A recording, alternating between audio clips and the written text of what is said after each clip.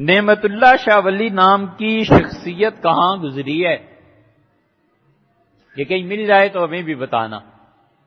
حضرت شاہ ولی اللہ رحمۃ اللہ علیہ کے معاصرین میں ایک نام تو آتا ہے، لیکن وہ اتنے بڑے صاحب کشف آدمی ہوں کہ انہیں قیامت عیسیٰ علیہ السلام تک آنے کے لیے ساری چیزیں پتہ چل گئی ہوں، اور وہ ایک ایسے مرتب کر دیں یہ کہاں ہے۔ آخر انہوں نے لکھا ہوگا نا کہیں، وہ لاؤ یار، وہ کہاں ہے؟ وہ کوئی پرانا مخطوطہ لائیے۔ شاہ ولی اللہ صاحب رحمۃ اللہ کون سے دور کے لوگ ہیں؟ شاہ صاحب رحمۃ اللہ کا انتقال 1761 میں ہوا ہے، 1861، 1961، 250 سال ہی تو ہوئے،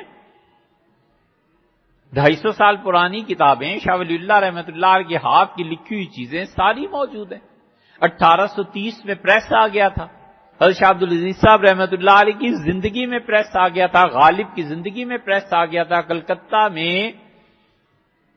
ٹائپ پہ چھپنے لگی تھی چیزیں۔ شاہ عبدالعزیز صاحب رحمۃ اللہ علیہ نے اپنے والد محترم حضرت شاہ ولی اللہ رحمۃ اللہ علیہ کی کتابیں خود چھپوائی ہیں۔ سید احمد شہید رحمۃ اللہ علیہ کی تحریک میں چھپی ہوئی چیزیں تھیں۔ حضرت سید صاحب رحمۃ اللہ علیہ نے جس قرآن پاک کو پڑھا ہے اور جس قرآن پاک پہ انہوں نے بڑی خوشی کا اظہار فرمایا کہ حضرت شاہ عبد القادر صاحب رحمۃ اللہ کا ترجمہ ہے، انہیں بڑا پسند ہے وہ قرآن پاک، ہم نے وہاں برٹش لائبریری لندن میں بارہا دیکھا، وہاں پڑا ہوا ہے، اب بھی آپ بھی جا کے دیکھ لیجئے۔ کہاں تھے شاہ نعمت ولی؟ ہوتا یہ ہے کہ ہر سال جو چیز دنیا میں ہوتی ہے فارسی کا ایک شعر گھڑ کے کوئی ڈال دیتا ہے، بس وہ لوگ خوش ہوتے ہیں کہ یار شاہ نعمت ولی نے ایسی پیشنگوئیاں کی۔ ایک وہ ہے اور ایک وہ اس پہ فلم بن گئی تھی، کون تھے وہ فرانسیسی ہیں؟ ہاں ناصر ڈیم، ہمیں نہیں یاد ہوگا تو کسے یاد ہوگا؟ ہم لوگوں کو شاہ ولی اللہ صاحب رحمۃ اللہ کا نام نہیں یاد ہوتا جتنا ان لوگوں کا نام یاد ہوتا ہے۔ ان کا بھی یہی ہے، وہ کون سا اتنا بڑا آدمی تھا یار، اس کا کوئی تاریخ کوئی پتہ ہونا چاہیے نا۔ ایسے ہی بے تکی گھڑتے ہیں اور مان لیتے ہیں۔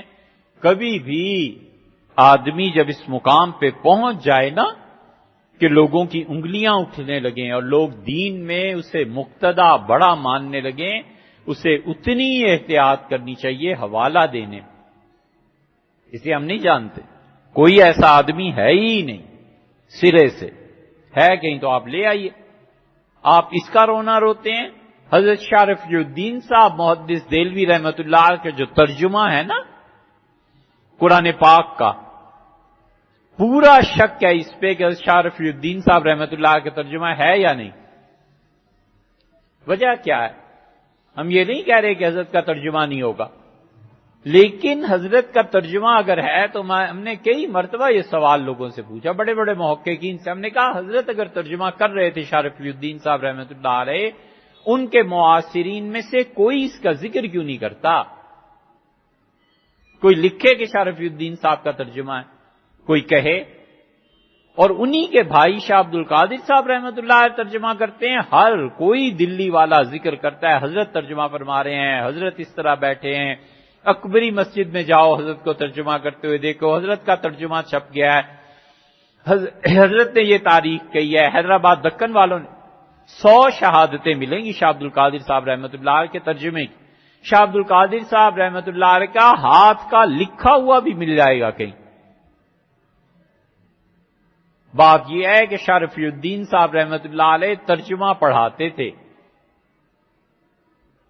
یہ کراچی میں ایک خاتون تھی، وہ مارننگ شوز میں آتی تھی، انہوں نے پتہ نہیں کیا کہا تھا، وہ دبئی انہیں جانا پڑ گیا تھا۔ ہیں؟ نہیں، بیگ کے شائستہ وادی، اللہ جزائے خیر دے۔ ملا واحدی تھے، آخری فوجدار تھے مغلوں کے۔